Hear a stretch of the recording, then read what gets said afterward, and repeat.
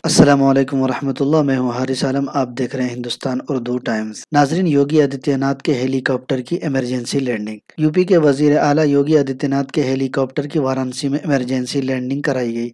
Report के मुताबिक योगी आदित्यनाथ वाराणसी में तरक्याती कामों का जायजा लेने के लिए गए थे। आज सुबह जब हेलीकॉप्टर ने पुलिस लाइन से लखनऊ के लिए परवाज भरी तो 15,000 फीट की बुलंदी पर जाने के बाद उसके शीशे से कोई परिंदा टकरा गया। हेलीकॉप्टर को फौरी तौर पर पुलिस लाइन में उतार लिया गया। वाराणसी के जिला मजिस्ट्रेट ने इत्तला फराहम करते हुए बताया कि किसी तरह का नुकसान नहीं हुआ है। हेलीकॉप्टर को एहतियातन उतारा गया था। उसके बाद वजीर आला सड़क के जरिए बाबतपुर एयरपोर्ट के लिए रवाना हुए। यहाँ से सरकारी तैयारी ने लखनऊ के लिए परवाज भरी। ख्याल में कि वजीर आला योगी आदित्यनाथ वाराणसी के 2 रोजा दौरे पर आए हुए थे और आज लखनऊ वापस लौट रहे थे।